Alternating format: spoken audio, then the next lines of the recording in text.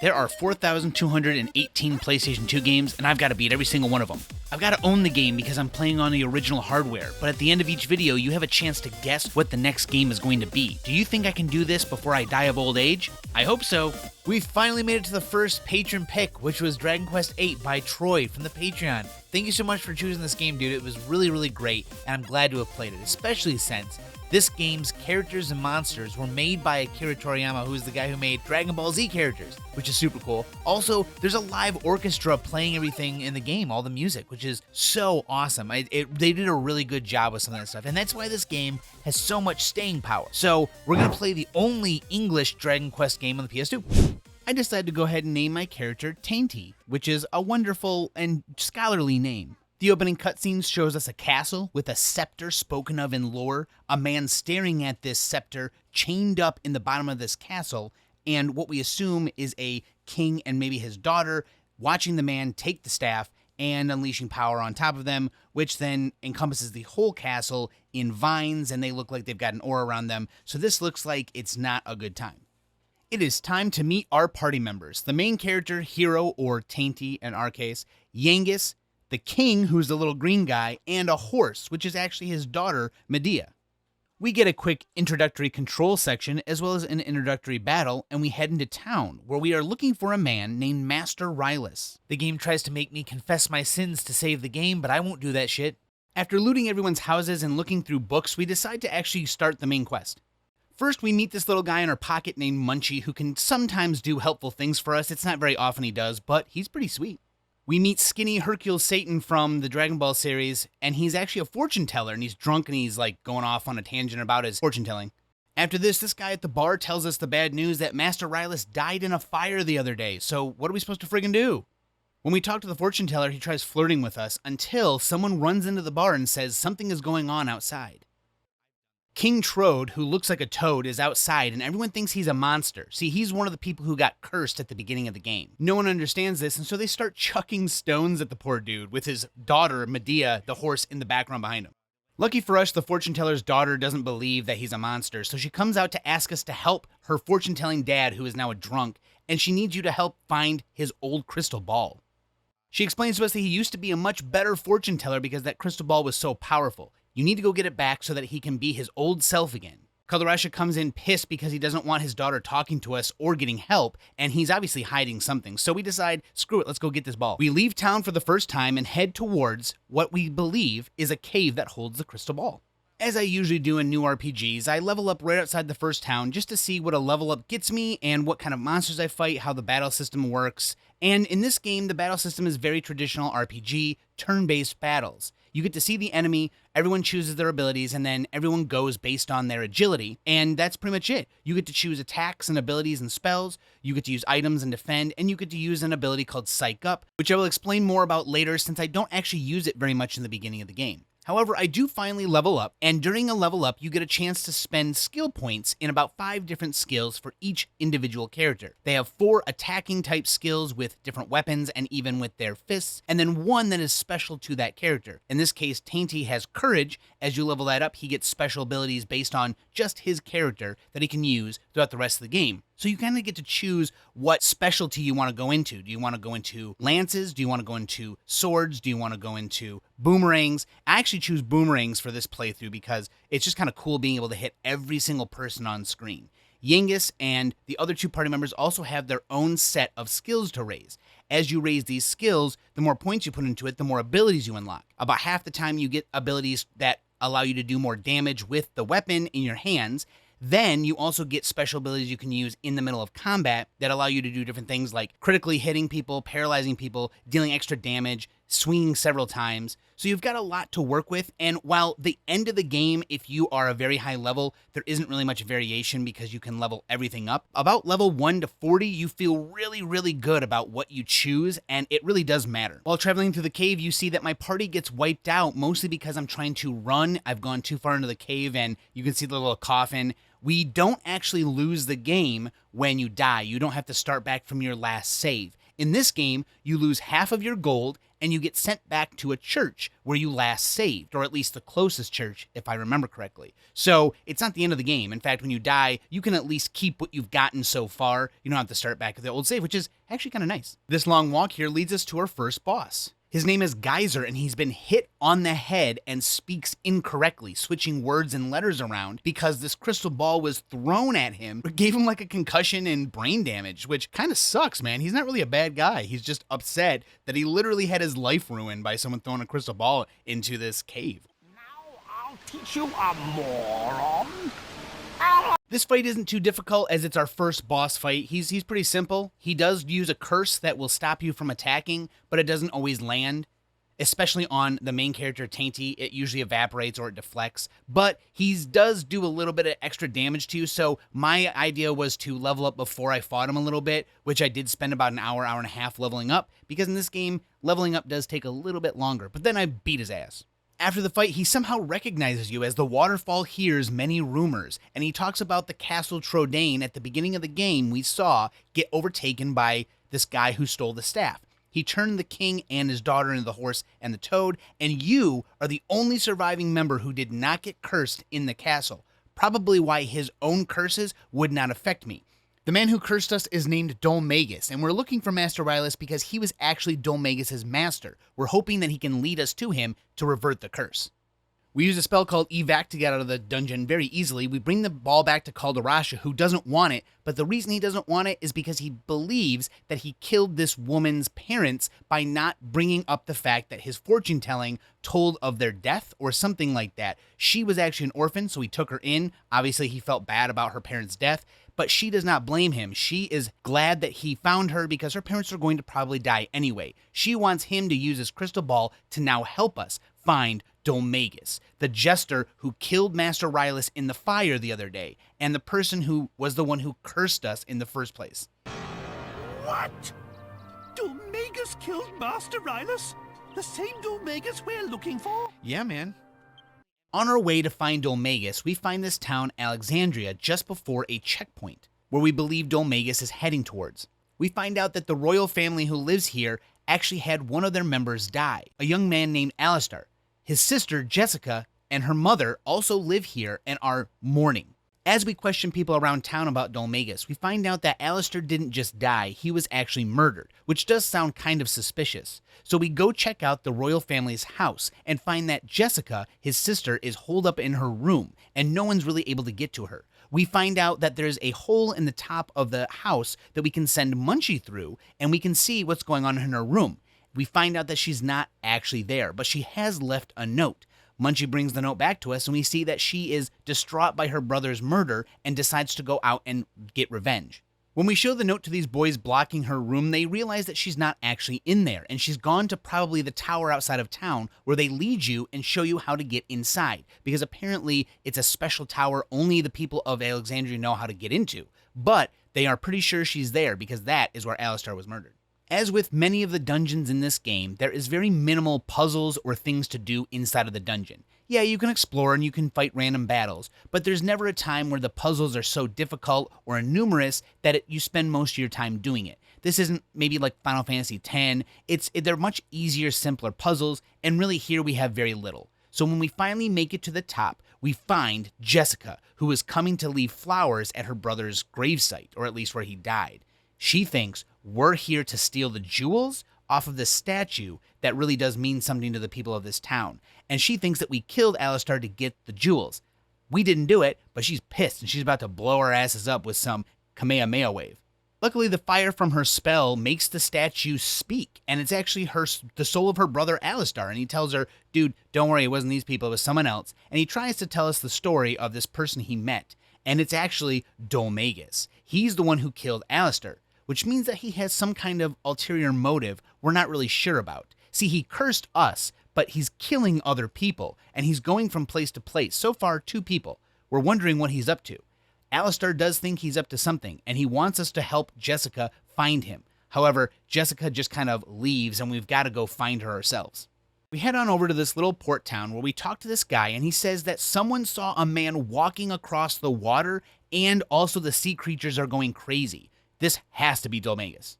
On our way to find a ship, we see Jessica also trying to get on the ship herself, but everyone has stopped ships leaving the port since there was a dude walking across the water and all these crazy creatures are attacking ships. She finally accepts us trying to help her and says, well, these are my bodyguards. Can you let us go on a ship? We'll take care of the monsters. We finally get on the ship. However, we are blocked by a sea monster, who is a very interesting sea monster. Just listen to what he has to say. Criticals! They don't have none at all, they don't! No! That's why Calamari's gonna stand up for all the poor creatures of the sea, starting by eating these here humans! That's right, this guy, Calamari, has named his tentacles and uses them to talk to each other, named Tickles and the other ones I think named Calamari himself. So he's a little bit nutty. Anyway, this is our first real big boss fight, one that is actually difficult, one where I actually use Tainty as the dedicated healer so that Yangus can continuously attack and I can keep the party living just long enough to eke out a victory. This dude has some flame breath, he has some really powerful attacks, so I've got to be really careful. It was suggested that if I'm having trouble with this guy to level up a little bit more, which is probably something that I would have done if I already hadn't done it. After the battle, this guy gives us a gold bracer and realizes he's not actually bad. Something made him bad. We assume probably Dolmagus, who made all the monsters bad while he's walking across the water so no one could follow him. On our way back to the port, Jessica asks us about our crybaby backstory about Yangus and why he calls us Gov. Honestly, he calls us Gov because we get to name our character in the game and they can't say Tainty, so he calls us Gov to refer to us. But we get to see that the original time that we met Yangus, he was trying to steal stuff from us. The bridge breaks, he falls, we save him, and he indebts his life to us. So that's how we met Yangus. That's pretty much it. It's pretty simple. On the ship before we reach port, we talk to King Trode, who's been working on this little alchemy pot where we can put two items together at the beginning of the game here at least and try and make something new. And that's what we do eventually, but we don't have anything quite yet. We reach the next town where we smash everyone's shit, and this guy says, hey, I can't open these treasure chests. There's got to be a way for you to open them, and you can keep what's inside if you do. As we speak to people around town, we find out that there are a couple things we can do with the alchemy pot. One of them is to take the nails from this guy and to buy a regular knife from the store, put them together in the alchemy pot, and we'll get something. What we get is a key that can open pretty much any chest. Now, not all chests in the game, but here's an example of putting things together in the alchemy pot. On Jessica's first level up, we see she has an ability called Sex Appeal, which does not fit her character as she does not ever try to be sexy. So I don't understand why they added this as an ability for her to have. Whatever. On our way to the next area, we get to meet some funny enemies. These dingalings are fun. They call in backup from other enemies, and you have to kill them before they do, or let them call in the backup for extra experience. One thing I wanted to quickly mention is that the menuing in this game kind of sucks. It's not a big part of the game, but when you are transferring and moving items around in your inventory, you have to do it one by one and go through text boxes and all of this silly stuff. Instead of having a separate menu where you equip things and it's all kind of streamlined, you have to take them one by one and give them to the person you want to hold them, and it just takes a long time. Luckily, you aren't spending a lot of time in the menus, so it's not that bad. People in the port town tell us about this place over here that's kind of like a religious place. Sadly, when we try and talk to the higher up religious members, these guys just berate us and tell us terrible things and almost kill us. However, this totally not green-eyed evil dude comes out and says, you guys are treating them badly. They're not supposed to come in here, but you don't have to be so mean. And I'm like, bro, you look evil, so maybe ease up a bit. Marcello is his name, and he turns us away. So now that we have nothing to do here, we actually head to the next town called Simpleton, looking for some kind of answers about either Dolmagus or what we can do at this last temple. On our way in, we get the fruits of our labor from the alchemy pot, this thieves key. So now we can open those chests and get whatever's in them. And any chest we come up to in the middle of the game that is locked, at least regular locked, not magically, we can open it. We meet a character named Angelo in this bar in the town of Simpleton, and he's cheating at cards, pretty obvious right away that he is. But we get this really ridiculous scene that unfolds here with a bar fight between a bunch of different characters. And the best part is something that you see in Family, I saw in Family Guy where Peter picks up a chair with someone in it and throws it, or Chris does, but Yangus does the same thing. He picks up a guy in a chair and just chucks it at people. He threw a chair with a guy in it. Is this from Top Secret? Look at him. There we go. Oh my God. She's gonna Angelo thanks us for helping him cheat, even though we didn't really help him cheat. We just kind of threw people in chairs. And then he decides to look at Jessica like a weird, creepy dude would. And then he gives us a ring that we're supposed to use to come see him again at the abbey we were just at. Now we can go back and get past those guys. After we head back to the abbey, far into the abbey, we find this torture room, a literal torture room where Marcello tortures people. And Angelo is in there talking to him, so they obviously know each other pretty well, but they speak familiar with each other. Angelo recognizes you and says, hey, can we use that ring? There's this problem I can feel going on. A jester broke in here, and I feel like something as bad is going to happen. Can you please help me? So we actually do agree to help him, but not before we go use the thief key to open the chest back at the port, and this guy lets us keep all the items. I don't know why. Afterwards, near the abbey, we find this stone that we can insert Angelo's ring into, which opens up a stairwell leading down into this crazy dungeon where we have to fight this undead priest who apparently worked at Mayal Abbey or something before, but we kick his butt, even though he is a little difficult. He's pretty strong himself, and he summons in 2 enemies to help him, so you gotta be real careful. After the battle, we send this guy straight to heaven, we emerge from this grave, and we head into the next building, which leads us to seeing an image of Dolmagus hovering over this poor old man. The image of Dolmagus disappears, unfortunately, just before Marcello and his friends arrive, and they, of course, say that it was us doing this the whole time. The old man does try and vouch for us, but Marcello doesn't give a crap, and he takes us into the torture room where he interrogates us. And in the end, he sees that we have Angelo's ring on us. Angelo feigns ignorance and says, oh my god, these people must have stolen it. So we get put in jail and Angelo's just fine. We try to lie, but of course they find King Trode, and he gets on this table, starts hopping around and calling us by our names, acting like he knows us, and it screws the whole thing up. But after we're put in jail, Angelo does come over and break us out. Angelo sneaks us out the back way, and then we find out that the bridge leading to that old man's house is on fire. Now, this old man isn't just any old man. His name is Francis Abbott, and he is like kind of a leader in this abbey, and he's well respected and very well liked and important. So Dolmagus setting this bridge on fire and trying to kill him is probably not a good thing. We heroically run through the flames to save this poor old man. Marcello gets his butt thrown against the wall by Dolmagus himself. You know what, to be honest, everyone here gets their ass kicked. Let's just not mince words. All right, this is the 3rd person he's killed. I'm starting to see a pattern here. Dolmagus busts out this glass, which looks pretty cool, and then he's gone. After this, everyone cleans themselves up, and we have a funeral for the abbot, who just got destroyed by Dolmagus. Obviously, our names are clear by this point because Dolmagus was right there killing him, and Marcello saw it. He also makes Angelo go with us to get revenge for the abbot. He did a dance too! Yes! Thank you. How many more dances do we get to see? Realistically, like 2, 3 more? We did not get to see any more dances that day.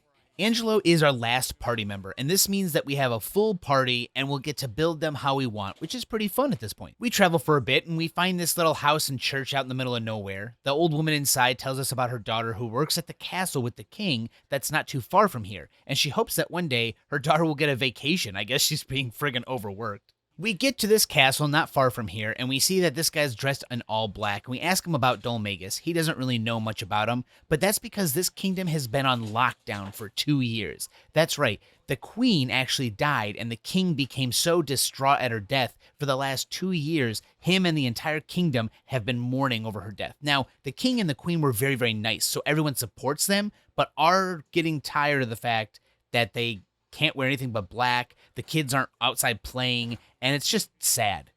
We meet Emma, the granddaughter of the woman we saw earlier who said that her granddaughter was being overworked. Emma asks us to come back at night to see the king, as it's the only time he'll actually be available to speak to. But all he does is cry about his wife being dead, which is fine. It's just the way I worded it. Emma suggests that we raise the queen from the dead in hopes that it will somehow make the king feel better. I'm not sure why we would do that. When we come outside with all this information, King Trode says that for some reason the maid is a precious retainer to the king and is being really weird. I mean, he's a king himself, but he's being really weird. And he's like, we gotta help her. Emma tells us that her mom might know an old fairy tale that might lead us to somewhere we could actually get wishes to come true. On my way to the location of this fairy tale, we fight a metal slime. Metal slimes are a special thing that we'll talk about later when they become more relevant, but for right now, they give tons of experience. We head up to this hill where that fairy tale tells us we must wait until the moon is just right and there's some way a shadow of a door. Well, there's this old window that makes a shadow of a door and it actually grows as the moon moves up.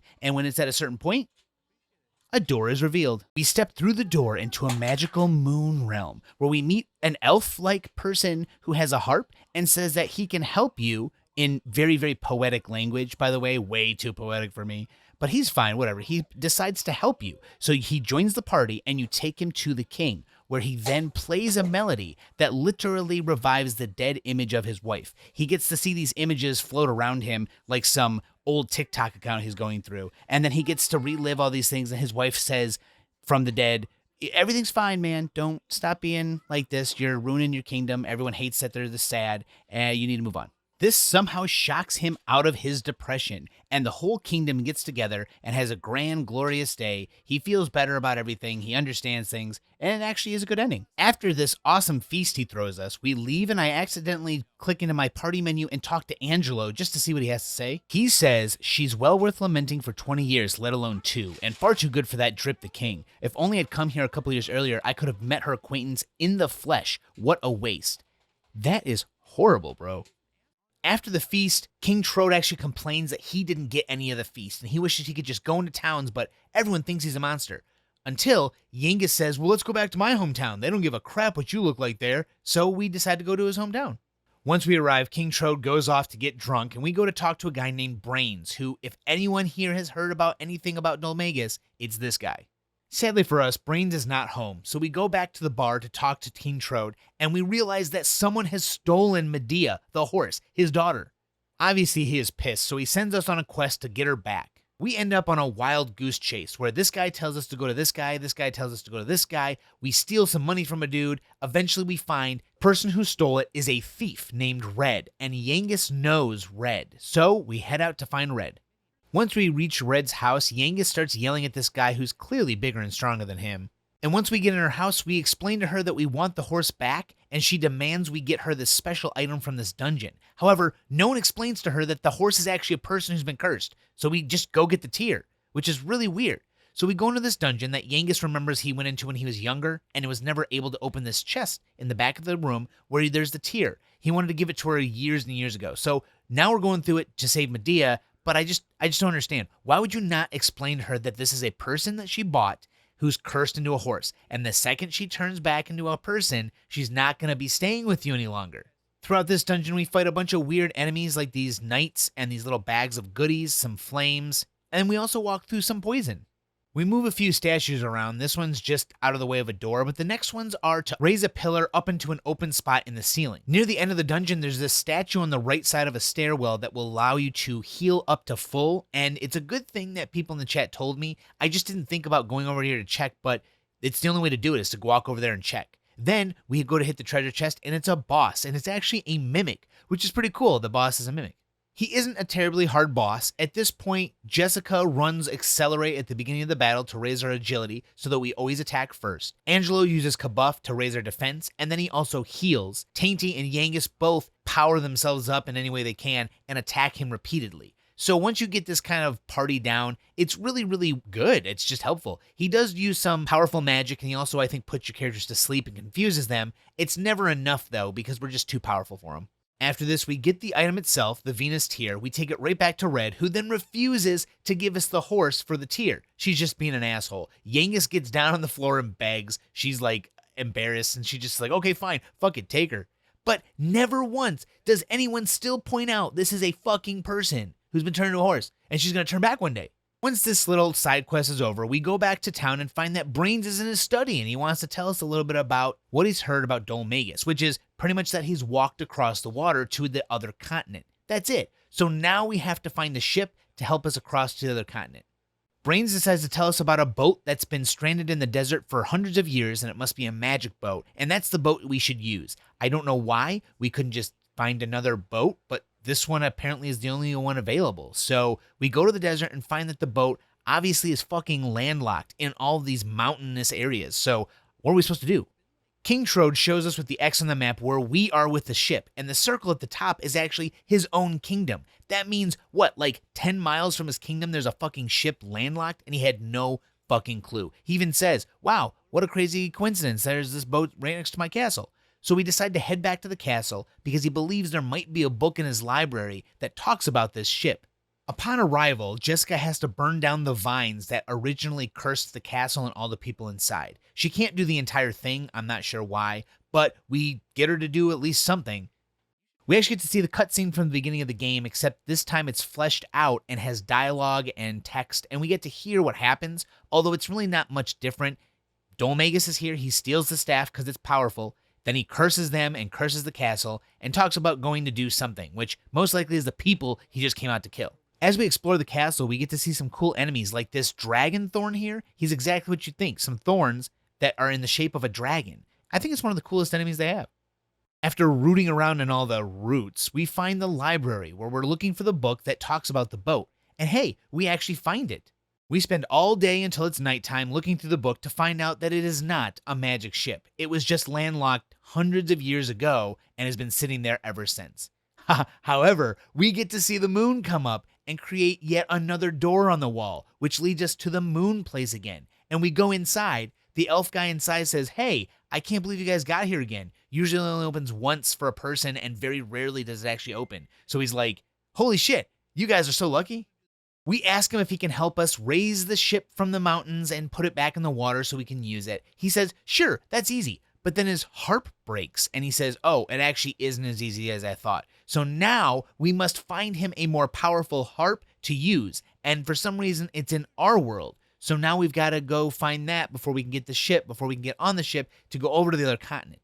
The harp just so happens to be in King Pavin's castle, which is the guy we just helped with his dead wife.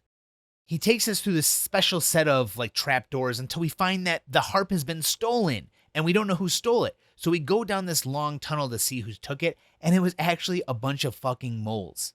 He plays the harp like a shithead, and none of the other moles like it. In fact, during his boss battle, when he plays the harp, it makes everybody take damage and get confused, including his own moles he calls in for backup. He doesn't like this, so he beats our ass.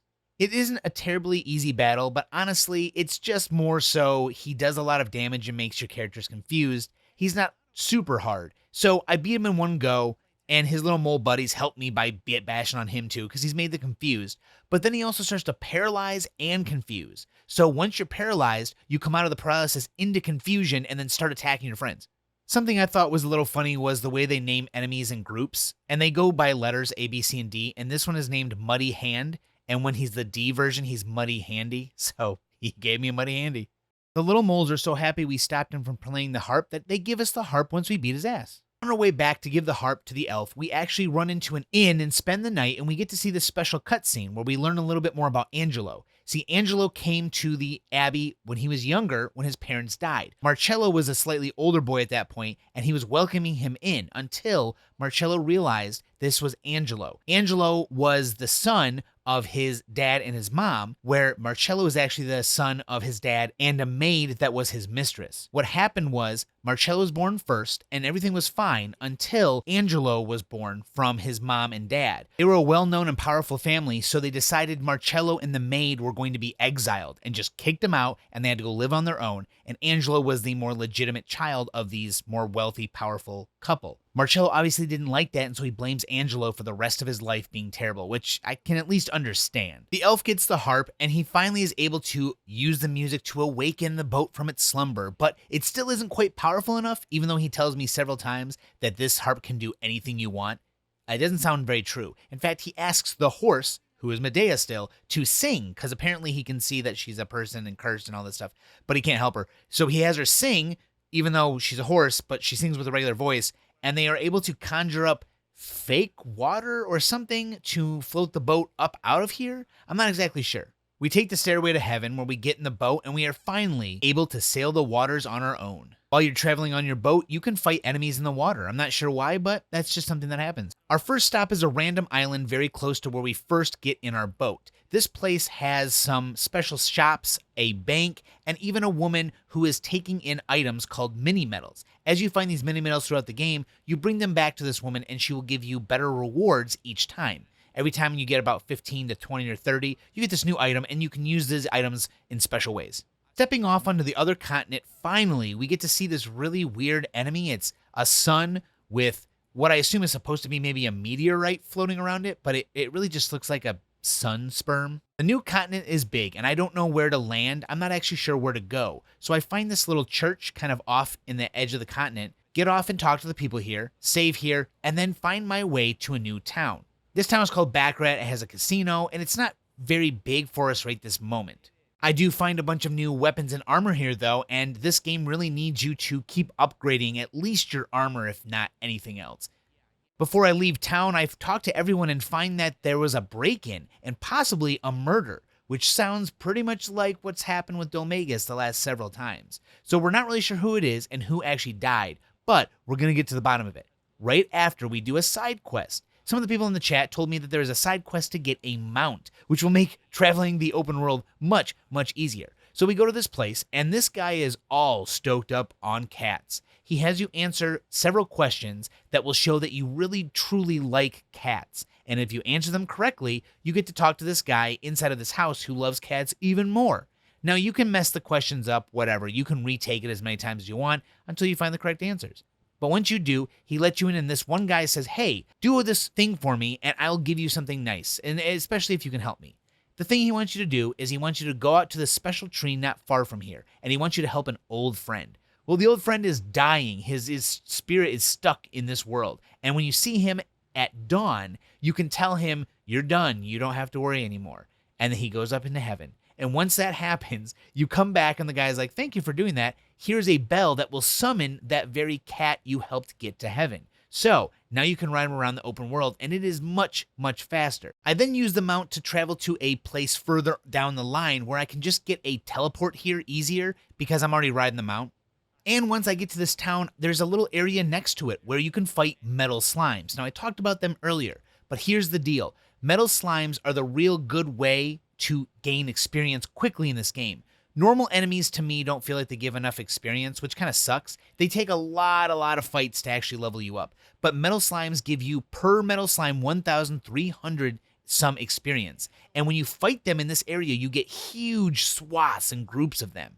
The problem is that metal slimes have a very high chance to both dodge and take no damage from you. You can't use magic on them. You pretty much can't do anything but attack them or use an ability to get a critical strike or use an ability that hits metal things for more damage.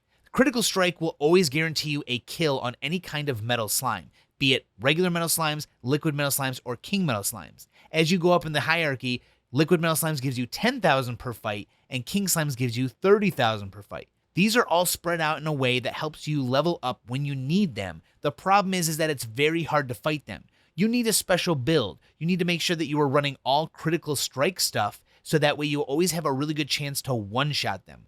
Otherwise, it takes several hits.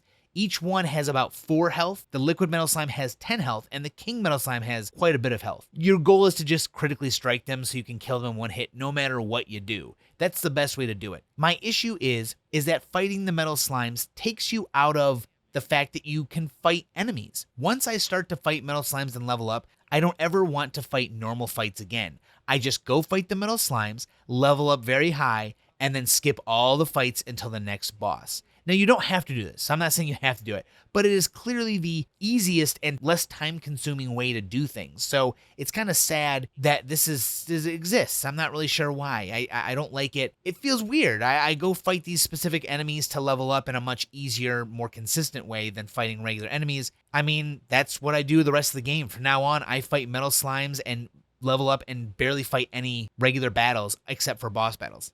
I head back to Backrat after all of those side quests and find in the top of this hotel these two people talking about the incident. It wasn't just a break-in, it was actually a murder. This guy named Golding was murdered, and they think it was a jester. So, the two wealthy kids of the guy who was murdered send some people out to find where the jester went, and then we were told that he probably went to an island just above us. So we now gotta go check out this island and see if Dolmagus is there.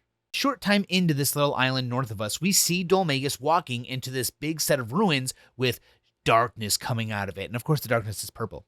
Following him inside just puts us in a dark, empty room that we once hit the edge of, we go back outside. So we need something to help us. There's actually an indentation outside that talks about something needing to be there. And luckily, the people that the two kids sent over here tell us there's a mirror in a town called Argonia that might be magic. Maybe it will help. In fact, Argonia is the place that I rode to on my mount to get a quick fast travel later on. So now I can just fast travel right to Argonia. Once I get here, I walk in and talk to the king and let him know what's up. He offers to help us as long as we help his son, Charmley or Charmles, whatever it is.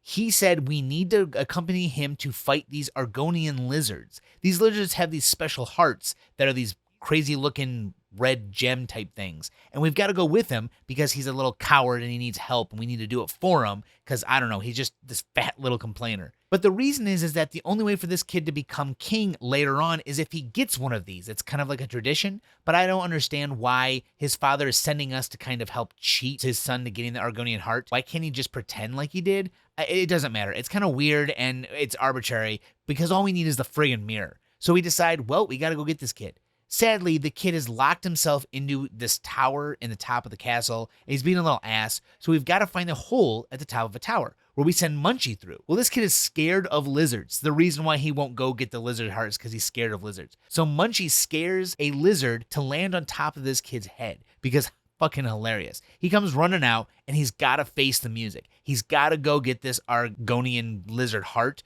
otherwise he won't be king. And another sadly little piece of information, he also gets to marry Medea, but it's like an arranged marriage, so, it sounds real civil. We decide to go help the dumbass, otherwise we can't get the mirror, so we go to this Argonian hunting ground, and we actually have to sneak up behind the lizards. If we're very, very quiet, we can sneak up from behind and bash them over the head. Each of the Argon lizards is just a little difficult, and at the end of each of the battles, every time we find one, we get a tiny Argon heart. Obviously not big enough for Charmley to take back to his dad. It's not enough to show him. So we fight several of them over and over. Eventually we fight a big Argon lizard, which obviously has to have a bigger heart, right? He's a little difficult. He's more physical than anything. It doesn't take too long to beat him. Honestly, just kind of recovering some health every so often, adding a kabuff to make sure his damage doesn't get out of control, and using Accelerate as Jessica, I'm able to beat him pretty swiftly. We get the heart, and we go back, and when he tells his dad that he's got the heart, they throw a big, thing in the kingdom for everyone, and instead of Charmley leaving it there and just taking the big heart, he decides, for some reason, I don't know why, to buy an Argon heart from this random dude, who probably has a counterfeit one, I'm not sure how he does, but he wants to buy it and tells us to just keep ours. I'm not really sure why we had it. I don't know why he wanted to buy it. He's just being silly. But his dad fucking sees, and he's going to use this against him later. He actually takes ours, holds onto it, and then is like, oh, my kid's going to get it terrible later when he tries to, show off this fake one. And he does try. His dad gives him a chance to make it right by saying, oh, no, I bought this one. The real one's over here. His dad gives him a chance, but he doesn't take it.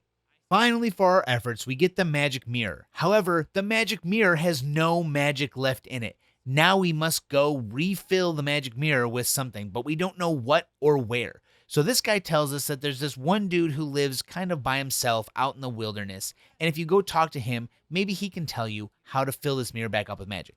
We find this dude's house way out in the wilderness, but he's not here. Instead, a slime directs us to go to a little magical pool of water down the road where the guy is actually at right now. This guy is really something, and he has his eyes closed when he does this, but he looks over at Medea, who is a horse, and says, "Hi, princess." Well, he's obviously so friggin' magically powerful that he knows this horse is a real woman, so he says, hey, have her drink from this little magical pool here, see what happens. She does, and she does turn back into her old self, but only for about 10 to 20 seconds.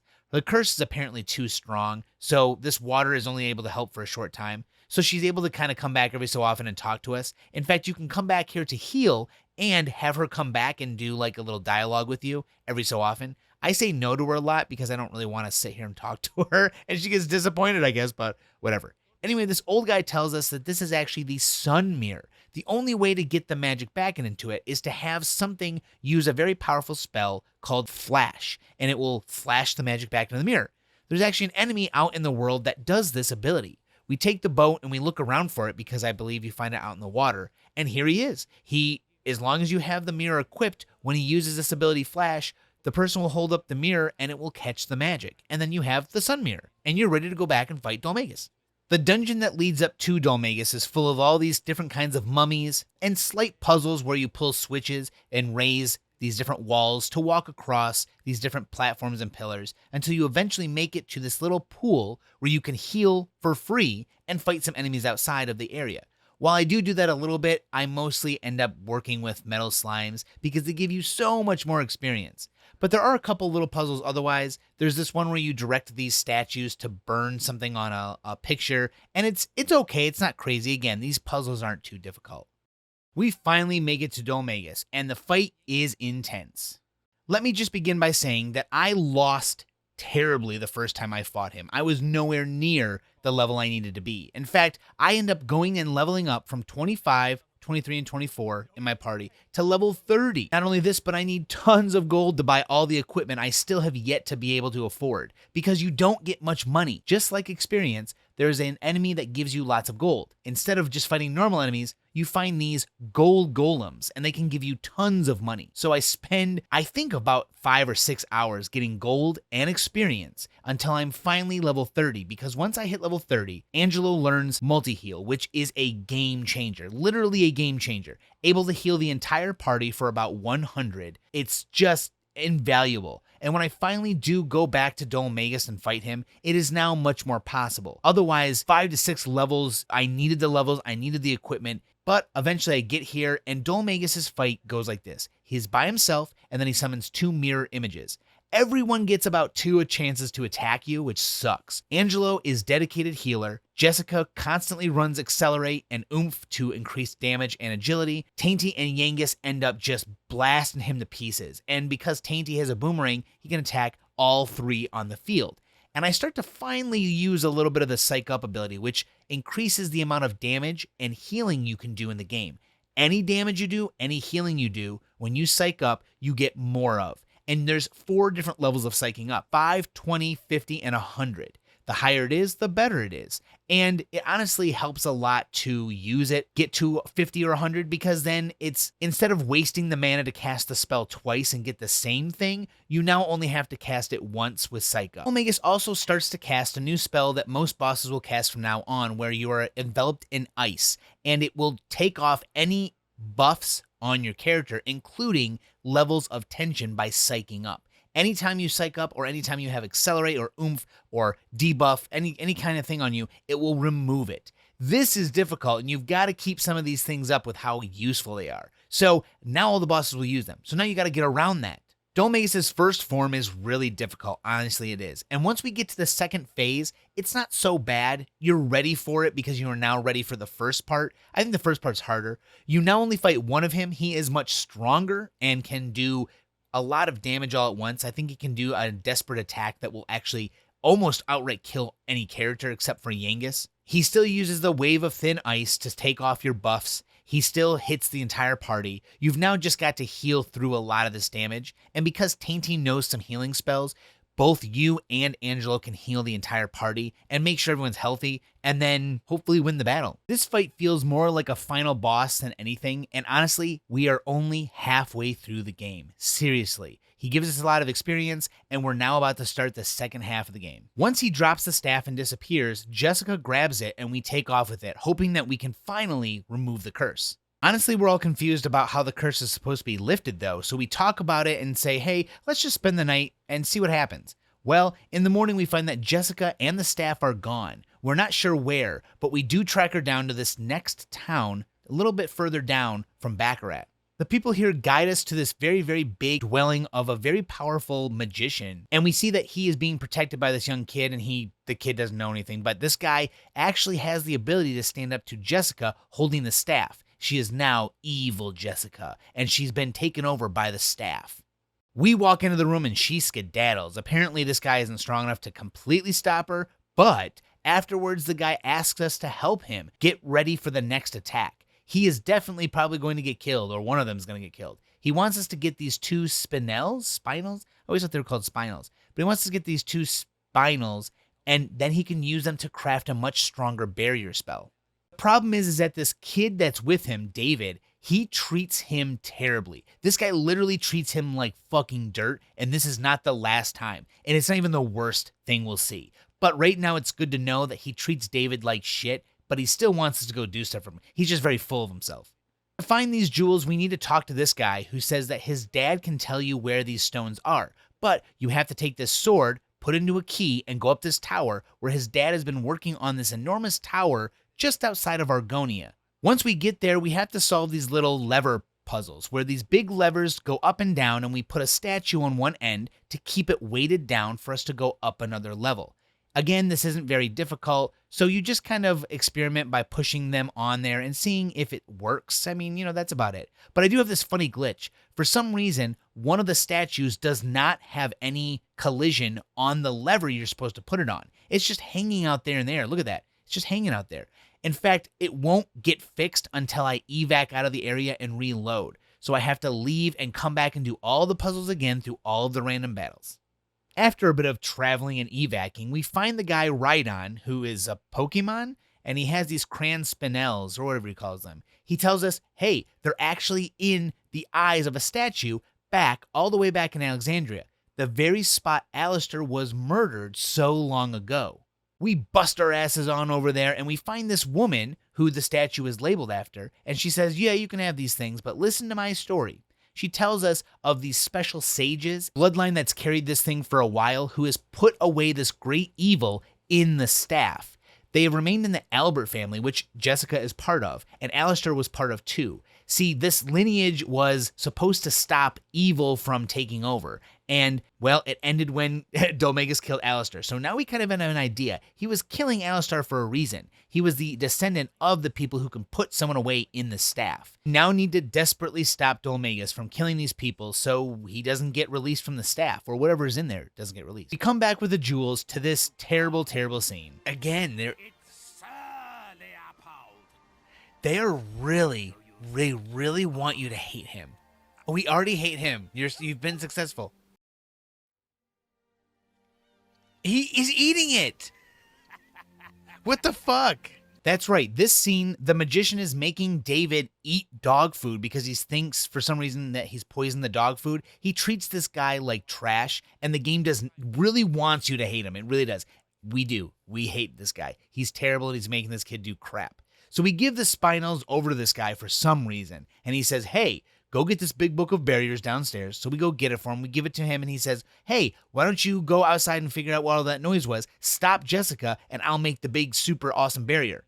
Well, here's evil Jessica. She is much, much easier than fighting Dolmagus was just a little bit ago. She gets summoned some shadows, but she isn't nearly as powerful, except for the fact that we are now down a party member. We're actually fighting that party member. It's not really cool, but it's not too hard, so it doesn't matter. After we defeat her, she decides, I'm going to use my real power. Well, just in the nick of time, Dominicus, the magician, comes back out with this super special spell. Not only does it protect them, but it knocks the staff right out of evil Jessica's hands and down onto the ground next to the dog, whose dog food was eaten by David. We bring Jessica inside as she starts to recover from being evil. However, for some reason, everyone worries just about Jessica and instead leaves the staff we knocked out of her hands outside. The dog picks it up, turns evil, comes back and kills David.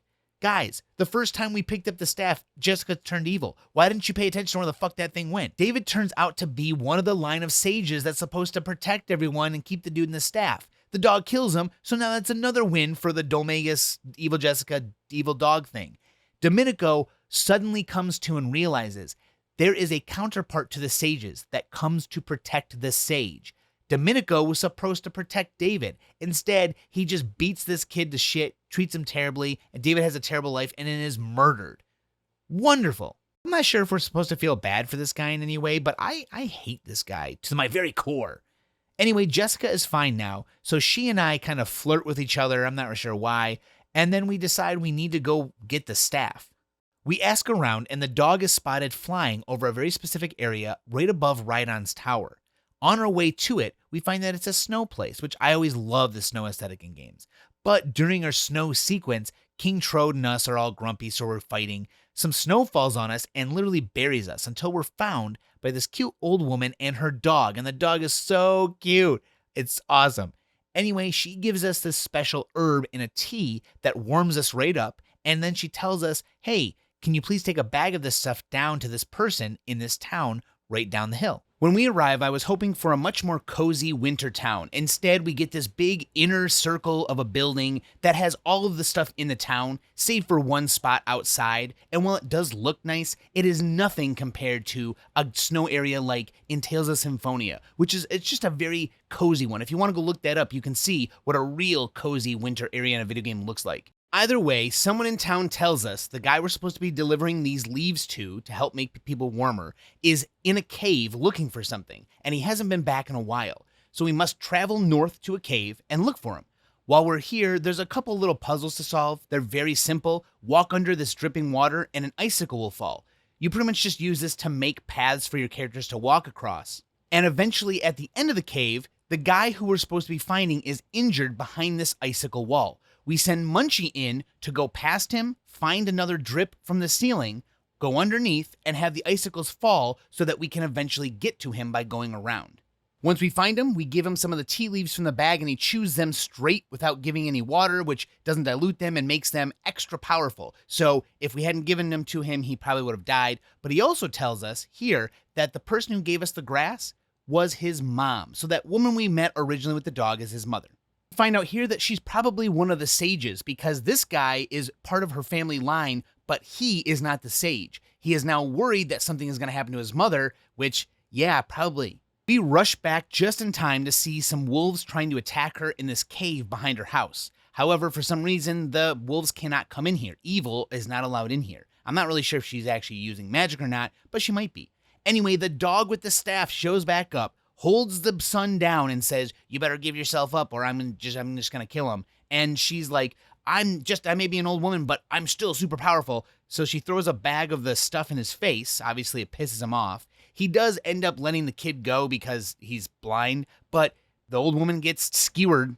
Oddly enough, we don't fight a boss. We just fight a ton of wolves, and they're pretty simple. I just frizzle their asses to death.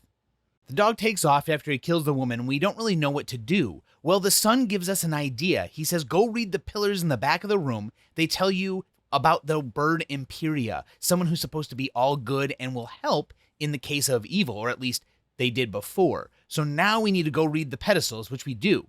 These stones tell about the story of the bird Imperia who travels between the light and the dark world. We're not actually sure exactly what those look like, but our assumption is that we actually live in the world of light. We also learn that the sages, the 7 sages who are a powerful bloodline, have gotten together with the bird to put evil away inside of the staff itself. Originally, a long time ago, that's what they did. These stones are there to explain to everyone what happened and where the God Bird Island is that Imperia is located in. In fact, this stone here tells us exactly what to do. We've got to find this island, and the only way to find the island is to find a sea chart.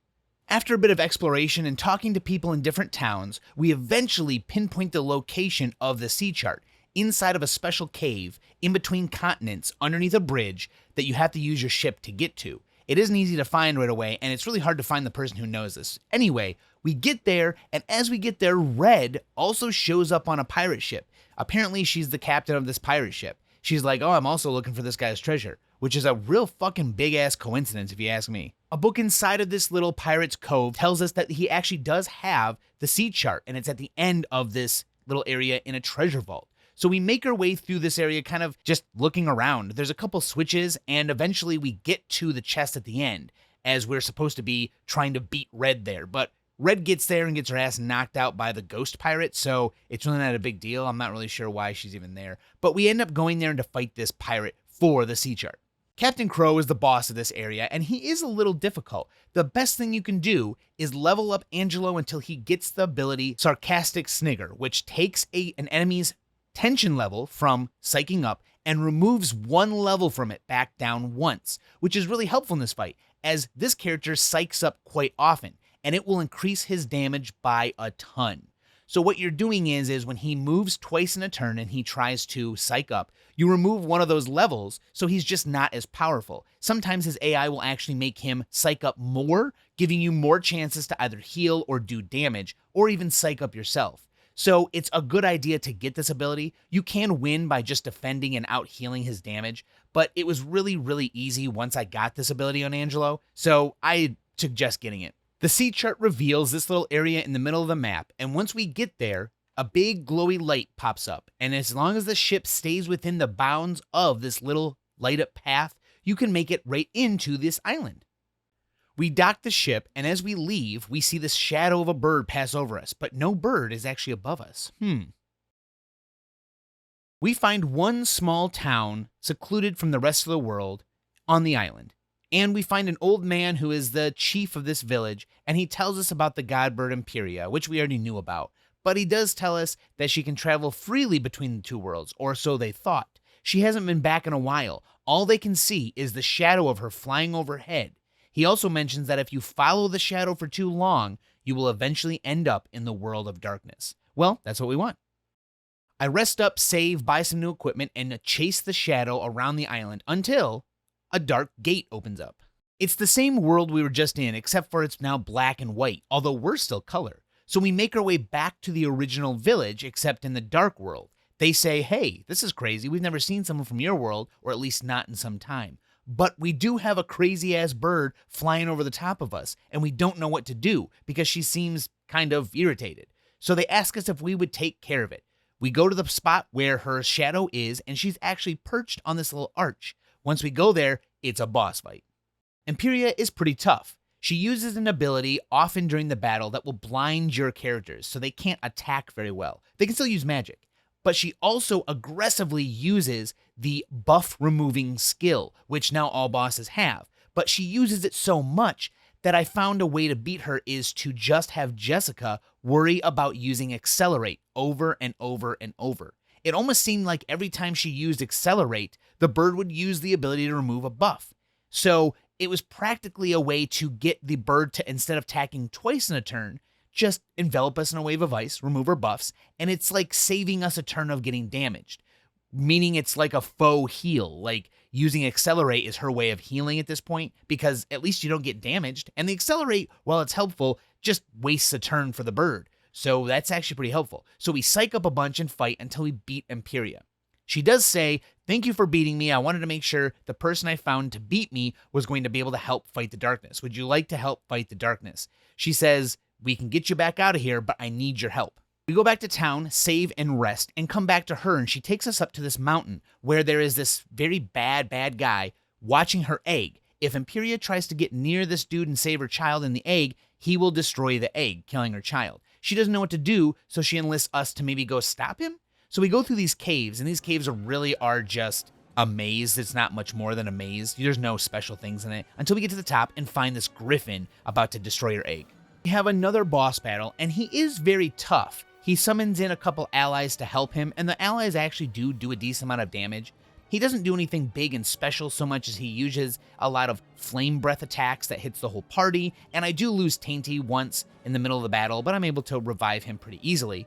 And at the end of the battle, we actually get to see what happens to the egg. This griffin is so upset that we beat him in a fight that he says, if I die, I'm taking the egg with me. And then he literally takes the egg with him. Her baby dies. I don't know what to say, it's terrible. But anyway, she's distraught. However, the baby's spirit comes back to say, hey, I'm still a spirit. I can help you if you'd like. And we're like, I guess her dead baby can help us in spirit.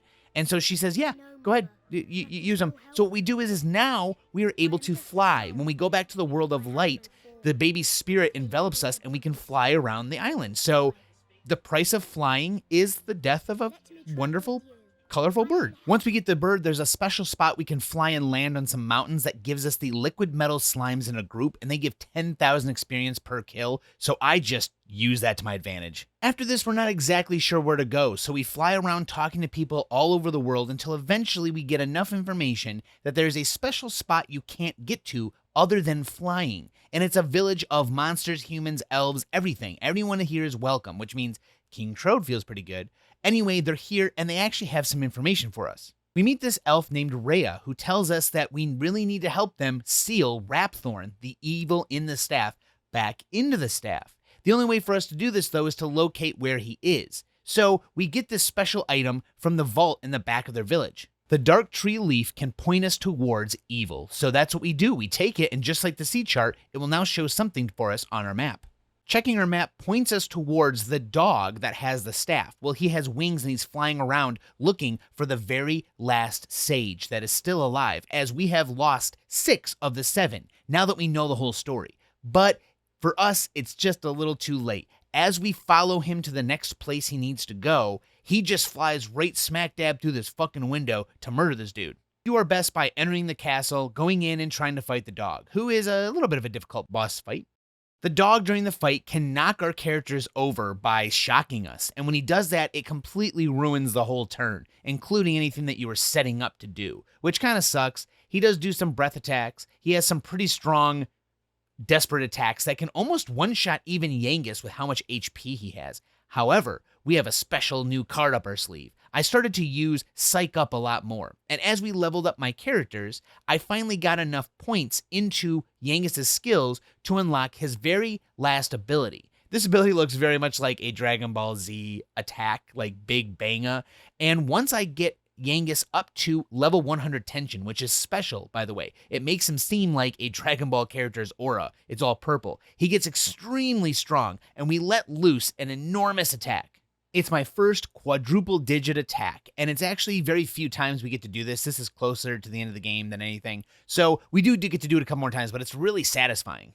After beating the dog, Marcello comes in, and after all of these things happening, he's been promoted all the way up to this place where he is almost literally the leader of this religion. So he sees what happens, and he takes advantage of the situation by blaming us and another high-level ranking priest so that he is next in line to become the leader of this religion. He throws us and this priest down into a jail cell that is apparently the last thing we will ever see. And during this time, he finds the staff. I just want to mention that every time the staff is knocked out of the bad guy's hands, we don't fucking get it, and we never stop the cycle. It just keeps going and grabbing people and making Marcello beat our asses and put us down in a... God damn it. Marcello actually overpowers the staff trying to take him over. So now he's able to use the power of the staff without being told what to do by the bad guy, Rapthorn, inside of it. So good for him, I guess. We wake up in a jail cell, and we are kept here for over a month. Literally, the game just is like, you're going to stay here for a month. And we learn through this time that Marcello really does take over from this guy who died, and he's obviously abusing his power. Eventually, we finally decide it's time to get out of here. I don't know why it took so long for us to think of a plan, but the priest decides to pretend like he swallowed a solid gold rosary and it's hurting his stomach, because these guys obviously don't care about us. They want us to die. This pit is there for us to die in. So he says that so that they'll come in and maybe like watch him die so that they can get this gold rosary out of his shit or his stomach. I don't know what he's going to do. But we trick them, break our way out, and as we're going back up the lift after a fucking month down here, the priest says, hey, the only way you can go up is if I use the switch myself, and I'll sacrifice myself because, I don't know, I've been a bad person, and maybe you can stop Marcello. I definitely can't. So as we go up, we get to the top, we get out, and then the lift breaks and falls down anyway. Underneath is the priest getting terribly beat up by these guys. Well, they're all dead. No one down here is going to survive. No one can even get down here in time. So, sure. As we make our escape, King Trode comes up and says, hey, we've been living out here for a month. Where were you guys? It's like, we got in prison, dude. Our next place to go to is a place called Neos, where the golden golems were from before who give us a bunch of money. However, before I do this, I do some alchemy, some synthesizing, and someone in the chat tells me of this crazy thing you can get called the Timbrel of Tension. It will become extremely important for the end of the game, and honestly makes the game even easier, which is awesome. Anyone who holds this in their inventory and uses it will make the entire party, including themselves, go up 1 tension level as if they psyched up. That means everyone can psych up on their own, and this person can use it and make everyone's tension go up, which does 2 things. Makes all damage increase and makes all healing increase, which means that I give it to Jessica. She uses it every turn. Anytime we need to get healed, it's a double heal. Anytime we need to do damage, it's a double damage. So we can just constantly psych up extremely fast and deal tons of damage and heal tons of health. We go to Neos to find Marcello giving this very cliched speech, and he wants to be the new head of this religion, and he says, well, I'm not even royal blood, so I deserve it because I know the common man. We come in and try and stop him because fuck you, Marcello. Here's the boss fight, the very, very, very easy boss fight. Jessica uses the Timbrel of Tension, and everyone's tension goes up. Like I said, all damage, all healing, multi-heal now instead of healing 100 heals up to 200. We just spend this time getting tension up and up and dealing upwards of 300 to 400 to 500 damage each time. And it doesn't matter how long we wait, we just need to get some tension up and keep doing damage. This is so easy. It makes things so much easier. So if you ever find yourself at the end of the game, make a Timber of Tension. These last fights will just be a friggin' breeze. And that's really what it is. I never die again, and I never even get close to losing. And once we beat Marcello, he can't stop the staff from taking him over. So now Rapthorn takes over Marcello's mind and breaks himself out of a physical place in the world, which happens to be the statue behind us, which is interesting. It just so happens to be this statue. I don't know why Marcello even came here to do this. If that was the case, maybe Rapthorn had just enough power over him to make him go here and do this, so that when he eventually did lose his sanity, Rapthorn could take over and lift this whole castle into the sky for his little darkness party. Everybody gets zapped, the castle gets lifted into the sky to be Rapthorn's new castle, and Marcello almost dies. However, Angelo decides at the last minute to save him because he's such a goody-goody two-shoes, isn't he? You know, the guy who's a womanizer. Before we actually head to the castle itself, we stop by to see Red because she gives us an item, and chat told me, hey, go to her to get a cool item. It's not super helpful, but it's nice to see an extra cutscene with some extra story. So she gives us a good luck and a big mace that can hit everybody on the field or something like that. I don't use it because Yengus is using scythes. After a little more gold find and some buying of new equipment, saving, resting, we are prepared to fly into the crazy castle in the sky and defeat Rapthorn. We break some barrels, we fight some monsters, until eventually we get to this very odd part that has us going around in circles over and over and over. I didn't realize this is what you needed to do, but this is kind of like a slow walk all the way to until we find the middle of the castle. And during this time, we fight a bunch of enemies, walk through some poison, yada yada. A long trek through this castle, fighting tons of monsters and breaking barrels, leads us to fight the first form of Rapthorn. At first, Rapthorn seems like a very powerful boss. However, we have the Timbrel of Tension, and for some reason, it makes us gods. I mean, seriously. Yeah, he can damage us quite a bit, but the second we use a Timbrel and then have Angelo heal, it's all over. Although, he can put Angelo into a deep sleep, but that doesn't matter, because at this point, we've leveled Tainty up high enough to get something called Omni Heal. Omni Heal always heals your party up to full health, which is great, because then you don't have to worry about when Angelo falls asleep. Also, something cool that happens when you have tension. Tension goes away when you use a skill that will heal or do damage, even attacking. But if the spell or ability is a full heal or use of something, as in Omni Heal, it will always heal your party to full. Since it doesn't need a modifier to do more healing, it does not take the tension away. So that means you can Omni Heal and then next turn use your 50 or 100 tension to blast him right in the face without losing anything. So awesome. Rapthorn escapes and we have to leave back the way we came by running through the circle, and as we run, we find a couple different fights that we have to do to leave. They aren't very difficult, they aren't particularly interesting other than the statues of ourselves, but eventually we do get to a point where we're battling what seems like an entire castle. He pretty much only has one attack, and while he does have a lot of health, he doesn't really do much damage anyway, so we beat him easy. Upon escaping, we find the most beautiful thing we've ever seen, Rapthorn's true form. Okay. We use the dead baby bird's spirit to fly away and just escape in the nick of time.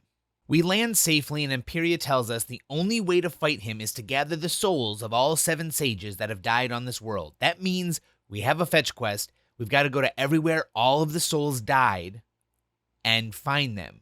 So that's what we do for a little bit. We go to some different areas and we get the souls for people like Alistar, the guy who was murdered in Baccarat, the abbot from when we first met Angelo and Marcello, Master Rylus from the beginning of the game, the cute little old woman who also had the cute big old dog, that poor kid David who got tortured and then killed, and of course the guy we just had a run-in with when Marcello threw us in the jail. The dog went through the window and killed him. So he's the last one. Once we've gathered up all the souls, we come back to Imperia and she brings us the scepter. However, now that Rapthorn's out of the scepter, you can use it to store the souls of the 7 sages, and they can help us fight this big belly dude. At this point, there's no reason to not just fly right to him and finish the game.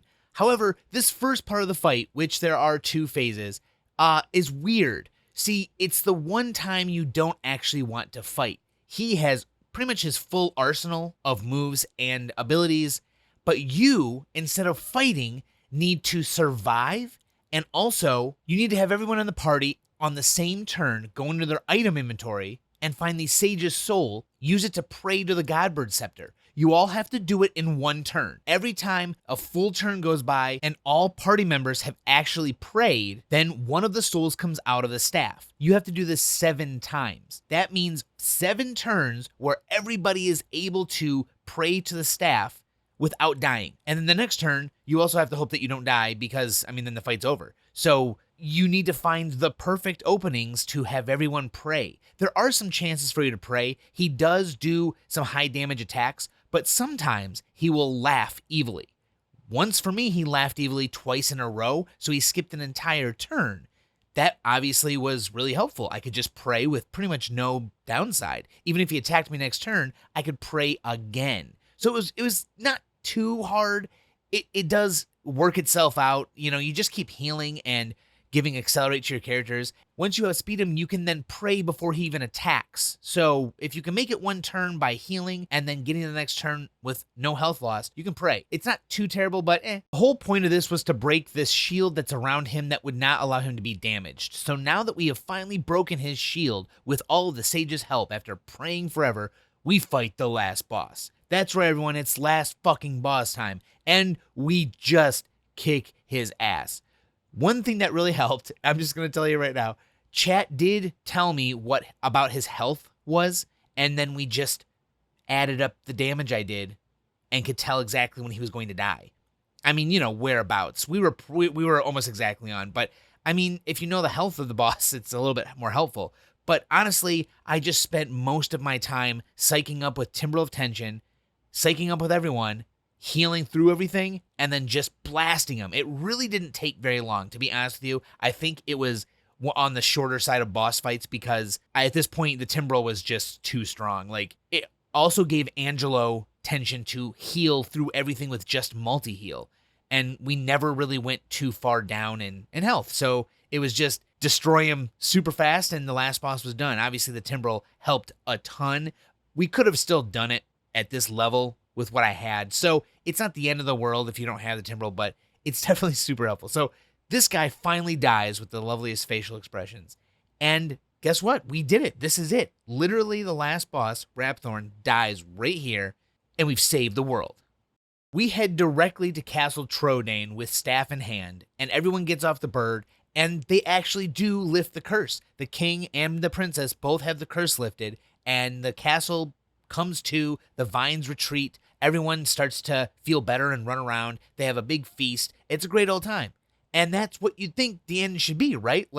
Everyone's having a good time, and then suddenly, a 40 fucking minute epilogue rears its ugly head with 0 battles. All it is walking around and getting information. I'll tell it to you very quickly. After the last fight, it's been several months, and they've all split up to go do different things. Tainty is going to help escort the Princess Medea, to her new husband, who was this weird kid we helped get the Argon Heart earlier.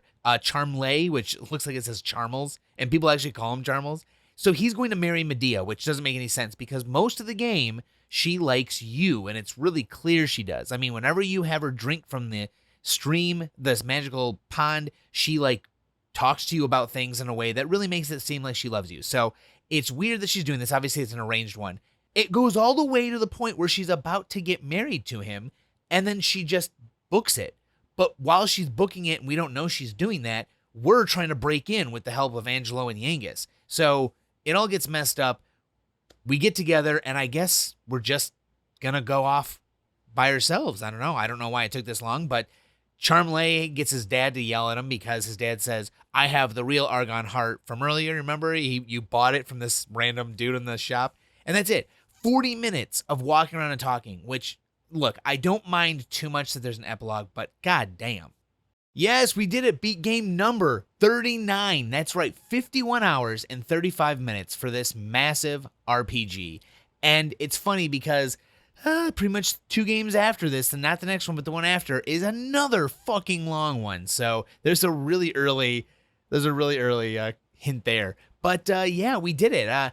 It was crazy. Chat helped. Lord Pyre, Miss Pokemon Fun. Various people gave hints and help and advice. It was really fun. I liked playing this long RPG. We have more to come, and there's going to be tons of good times. I've really enjoyed talking to chat and doing when I'm playing these games. It's just a lot of fun to interact, and I don't know. This game is a really good RPG. It's just solid, man. Yeah, it doesn't have the greatest of everything, except for art. The art in this game is wonderful. I love it. The voice acting is actually pretty well done, and it's everywhere, which is really nice. The dialogue isn't too bad itself. The fights aren't too bad. There are some silly things like the experience in the gold game, which I spoke about earlier. It's kind of silly that you have to go fight specific monsters for those things for extra experience and extra gold, and it kind of invalidates the rest of the random battles that you fight. I just near the end of the game would run from everything and fight the bosses. Now the bosses are helpful though because they're all really well done, and they do make you feel, even in those situations where I was either over leveled or had that timbre of tension, I still had the idea that I would probably still die if I didn't pay attention and just keep healing through all of this stuff, making sure that my characters didn't get too far down or Angela wasn't about to be incapacitated and then I die. So the boss battles are great. Yeah, the random battles are fun to do. They just don't give you enough rewards to want to do them. And there's lots of items in the game. There's equipping your whole party with equipment. There's leveling up. There's a lot to this JRPG, and it's super fun. I absolutely recommend it to anyone who wants a middle to hard difficulty RPG where they are rewarded for grinding on experience and money, searching through things, talking to everyone, and making sure you remember for the future some cool things you found to go back and maybe unlock a chest or grab something you couldn't grab before. I don't know. It's great. Absolutely recommended. On to the guessing game. Da da da da da da. All right, that's right. This took forever. I'm so sorry. Look how fucking long this video is, dude. The longest video by far. I hope everyone who sees it goes, "Fuck this! I'm not watching this video." It looks like it's about to be an hour and 20 minutes. God damn. I won't let it hit 20. Here's the game I'm gonna play next. People on the stream know. They're allowed to say if they would like, but. Can you guess what game Stable Diffusion is depicting that I play? And I think this is going to be fucking simple. But it's not just the original. It's a variation. So you might have to look it up if you want to know the actual variation's name. Haha. I mean, it was pretty obvious. If you look it up on Google, PS2, and then this game, you'll find exactly what I'm talking about. It's pretty simple. But it was a short little fun experience, you know.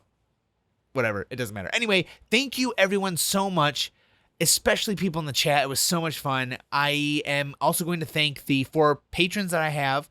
I actually did. This game is done. It took a month to beat. So I had to ask the next patron. I was like, okay, here's the drawing. What do you want to play? So this person picked a special game. I did do a thing on my channel that I asked what would people like to see on a specific game. And the poll went really well. I got a lot of votes, and it was really helpful because I did decide to go with, I did ask this, so I will give it away now because I think it's interesting. Kingdom Hearts 2 Final Mix. However, the original on the PlayStation 2 is in Japanese, and I thought, what would be better, playing Kingdom Hearts 2 or Kingdom Hearts 2 Final Mix? I feel like, I'll argue it later, but I feel like Final Mix would be the more interesting one to play and still count as playing both. So I wanted to go with that, but then it's in Japanese. I always want to play a game in English for both myself and the audience we have so far because it's important that everyone understands as much as they can, as quickly as we can. It makes things easier with 4,000 games. So I decided to play the English HD remake, or not remake, but remaster that's on the PC. I'll run it in, high resolution. I'm going to try and run it in 4K. I don't know if I can stream it in 4K, but I'll try. And we'll just kind of play it through that. That way I get the full experience. It's in English. It's fun for everyone to see. But thank you to Hypervertus for picking that game because I think this will be interesting. Yes, it's not technically being played on the PS2, but I mean, everyone decided it might be better to be able to understand the language instead of having me use the Universal Game Translator. So as a last note, you can also check the description for the Discord, the Patreon, and also another channel where me and a fellow challenger for the PS2 full amount of games are doing a podcast where we talk about each week the game that we recently played. This will actually have a sister video to it. That video that we just did recently, and it will come out maybe in a couple days, is on that channel talking about every PS2 game. You can go ahead and check it in the description if you'd like to hear more about this game. Here's kind of talk casually about this stuff. Again, okay, it's almost an hour and 20. Thank you so much. I will talk to everyone later. Bye.